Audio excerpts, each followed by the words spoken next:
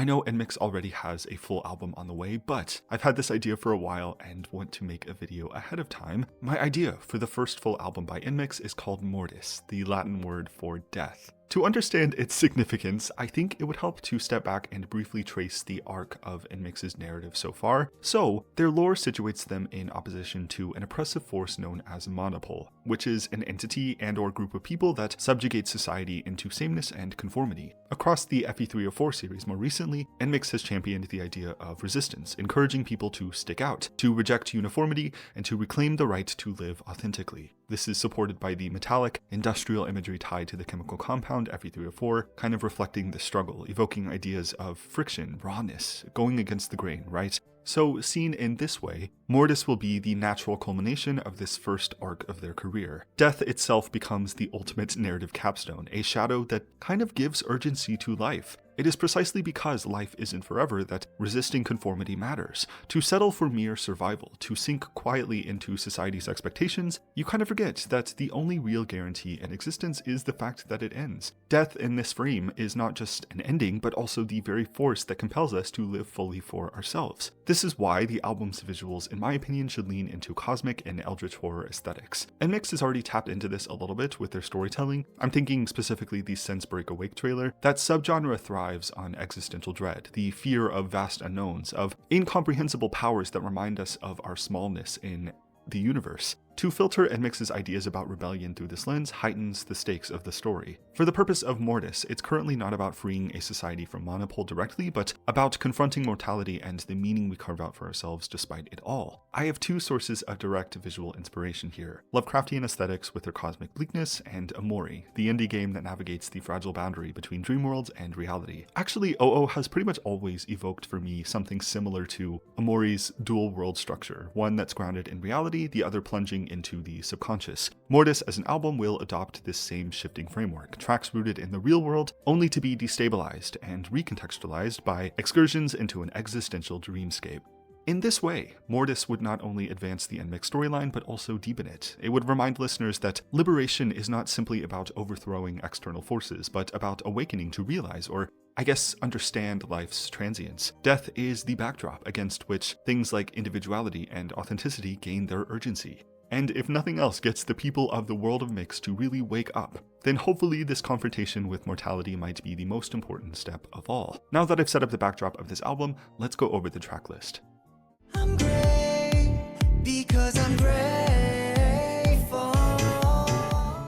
The opening track of Mortis is Good and Great, originally sung by Key, reimagined here as a pre-release single leading into the album's full drop. On the surface, the song is a cheerful anthem of gratitude. Key sings about enduring the grind of daily life and work, insisting that despite his exhaustion, he's doing okay because he's thankful. But embedded within this upbeat tone lies a darker, very dystopian current. Beneath the insistence on gratitude is a quiet acceptance of conformity, a resignation to the way society dulls our edges, and a willingness to embrace that erosion as a form of achievement. Whether it's deliberate or not, the lyrics frame a kind of paradox, finding meaning or fulfillment in the very forces that strip individuality away. There's something chilling about the way Good and Great wraps its weariness in optimism, as if gratitude itself has become a survival mechanism within a system that demands compliance. Visually, I imagine NMIXX's music video leaning into this dystopian undertone. They arrive at work dressed in tidy uniforms, performing the rituals of everyday corporate office life.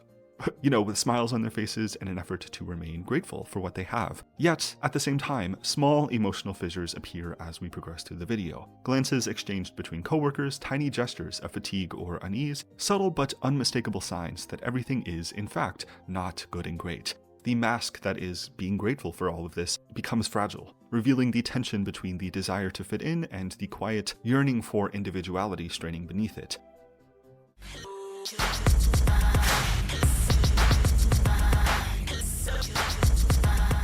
The second track of Mortis is Drums of Death, originally by FKA Twigs, reframed here as the title track for this album. The moment where the listener plunges from the fragile okayness of Good and Great into the disorienting dream world that shadows it. Where the opening song insists on gratitude within conformity, Drums of Death tears at the seams of that illusion, exposing a space that is unknowable, so visceral, and deeply unsettling. The track itself is very sparse in words, yet dense in atmosphere. I would say maybe about 60% of this song is just instrumental. Its lyrics are blunt and to the point. Hello, it's your life. Do you want to meet later? Relax and ease your mind because you work so much. Hello, it's your life and you're my main character. I'm here anytime. You can call me up.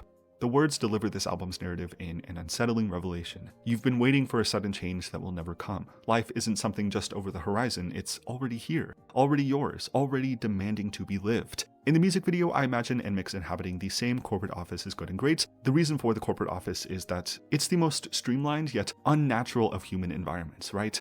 Under fluorescent lights, they move to the pounding rhythm of this song. The choreography especially echoes both precision and chaos, as though the office workers are trapped between obedience and revolt. The quote dream world here doesn't appear as fantasy, but instead a distortion of reality. Cubicles that stretch into infinity, desks that vanish into darkness, corridors that lead nowhere. Very dark backrooms vibes. The visual representation of the dream world deepens this tension. In FKA Twigs' performance video, the sudden stripping to underwear underscored the vulnerability of the human body within unnatural and mechanical systems such as a corporate office, but for the purposes of this being an NMIXX song, I imagine we can work with an adapted parallel instead.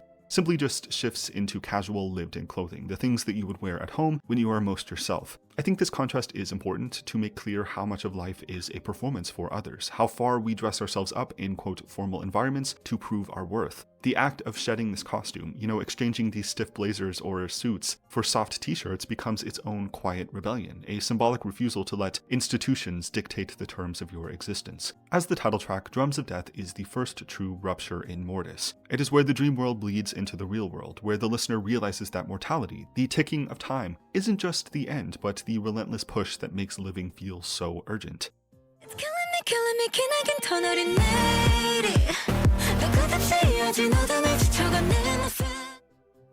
The third track is Killing Me, originally by Chungha, which will hopefully function as the sobering aftermath of Drums of Death's grim revelation. Where Good and Great painted the illusion of gratitude as a kind of survival mechanism within conformity, Killing Me rips away that facade, leaving only the raw recognition of how draining monotony truly is. The title itself, Killing Me, becomes a play on the central theme of Mortis, death not only as an inevitable endpoint, but as something that creeps in daily, disguised in routine, in cycles that kind of quietly erode the will to live fully for yourself. Chungha's lyrics embody that sense of erosion, the monotony that wears you down until you feel like you're standing at the end of a long tunnel, desperate to escape. Yet, what is beyond that tunnel is not necessarily clarity, but uncertainty, right? The unknown that lies outside of conformity is terrifying because it has no roadmap. There's no promise of stability. But it's by acknowledging this fear that the song deepens the album's meditation on mortality. Killing Me reframes death not as a singular event, but as a spectrum of smaller diminishments. Everything, in its own way, quote, kills you. Every hour spent unfulfilled, every day that blurs into sameness, every compromise of self for the comfort of the familiar. I think the song's, I would say, mournful stylization captures this tension very well. It is Chungha lamenting over lost vitality, but also a spark of recognition that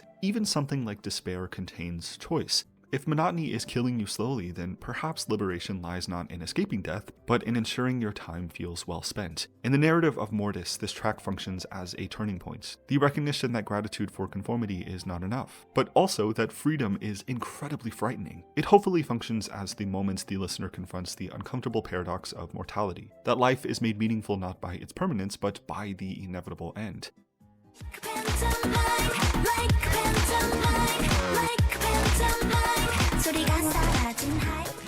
The fourth track, Pantomime, originally by Uju shifts the tone of Mortis into something more theatrical, focusing in on mystery and self-discovery. If Killing Me was about the claustrophobia of reality, Pantomime will turn to look inward toward the dream world once again. Here, the version of the self that exists within this imagined space begins to emerge, but surprisingly, it's not really a mirrored reflection of who you are more than it is its own autonomous entity. It's not a reflection of you, it is an image of a potential self, a shadow that gestures towards possibility, existing just beyond the reach of the real world. Pantomime situates this moment within a kind of secret sanctuary, a stage where frozen shadows stir to life.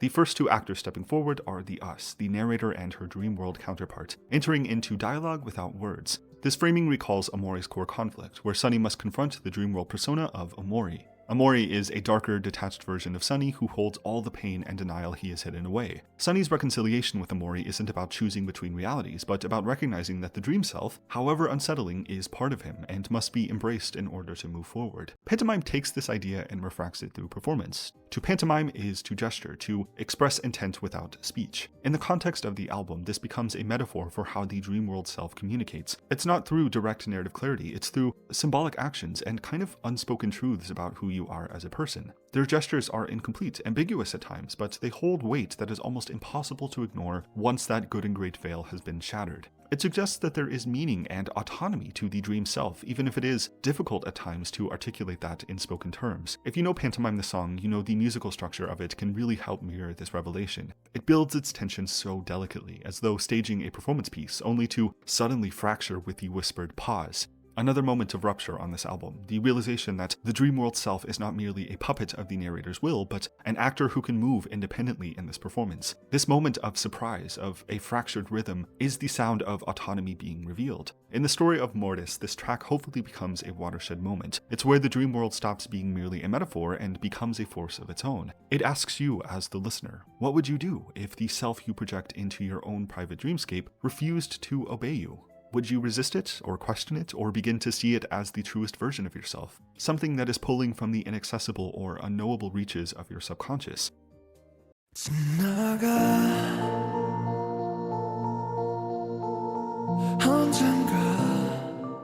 Track 5 is Everything Goes, originally by RM. The song will work to serve as the gentle descent after the surreal confrontation of Pantomime. Where Pantomime recognizes the unsettling autonomy of your dream self, Everything Goes reminds us that all things, whether comforting or painful, must eventually pass. The song carries a soft and meditative quality, hopefully softening the existential edges of the album with a perspective that is, in its own quiet way, optimistic. The track reframes the theme of mortality as something to not be afraid of, but instead as a kind of release. If Mortis up to this point has dealt with the weight of conformity, the ache of monotony and the dissonance of having facing an alternative self, then Everything Goes will hopefully work to resolve those tensions. It suggests that the very impermanence we resist is also what allows us to move forward. The grind of good and great will eventually end. The tunnel Chunga sang about in Killing Me does not stretch on forever. Even the dream world self, haunting and incomplete as they may be, is not an entity that is fixed in stone. In the context of the album, this recognition becomes a kind of celebration. To know that everything goes is to recognize that no single moment can define you entirely. Change is inevitable, and within that inevitability lies the chance to begin again. Everything Goes hopefully softens the ground for the album's final note.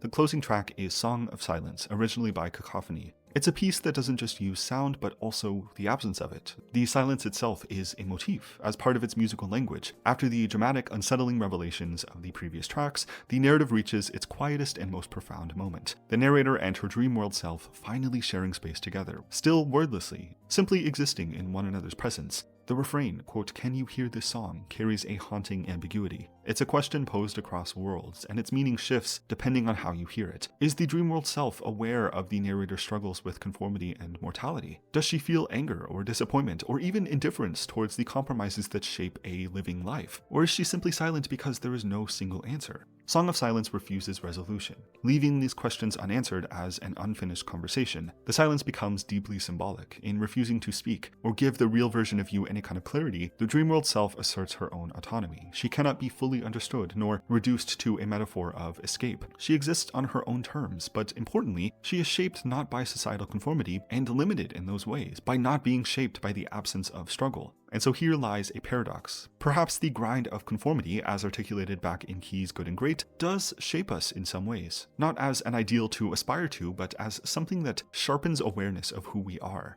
The silence forces the narrator and the listener to sit with that contradiction. As an ending to this album, Song of Silence is less about closure and more about suspension. Access has been granted to the dream world self like never before, but it doesn't provide neat answers or solutions. Instead, it adds a new layer of nuance to everything that's come before, reframing the story arc of Mortis not as a victory or defeat, but as really just a meditation on coexistence. The dream world self cannot fully be reconciled with the living one, at least not yet, but they can sit together in silence, in the unknown, in a shared acknowledgement that maybe the questions matter more than the answers. In this way, the album closes out on a note of profound openness. Mortis doesn't finish the NMIXX story, but rather leaves it positioned at its most fragile and compelling point, the quiet before transformation happens.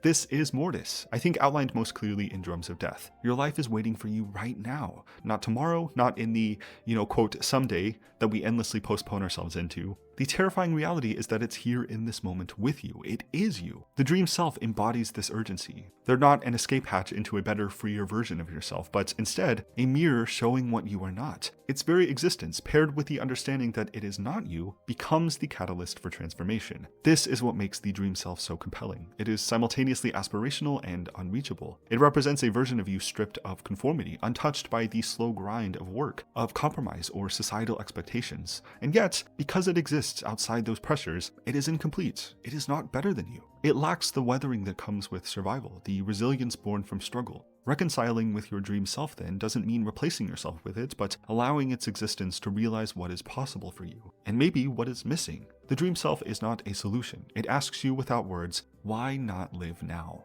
Why not claim this life, imperfect and as compromised as you may believe it to be, before it passes you by? By the end, maybe it is this distance between the narrator and her dream self, the impossibility of becoming one person, that makes NMIXX's call to action sharper. Change cannot be deferred to some imagined ideal of who you might become later. It must happen here, in the immediacy of the present. Thus, maybe the dream self doesn't offer a path of escape, but a reason to stay as you are right now. Its existence alludes to the urgency of the real world, where every moment is charged with the knowledge of its eventual end. And this is it. The dream self does not live with death, you do. And in Mortis, death becomes not only an ending, but the very force that animates your life. The reminder that your life is waiting for you right now. This is the Mortis album. I have a playlist with more songs that I think fit this narrative and aesthetic vibe that I will link in the description, but these are the 6 songs that work as capstone moments to express the main idea. Yeah, thank you for watching this. If you did, let me know what you think about this, any songs that you would add, and things like that. Yes, thanks again for watching. Subscribe if you want to, and I will see you next time.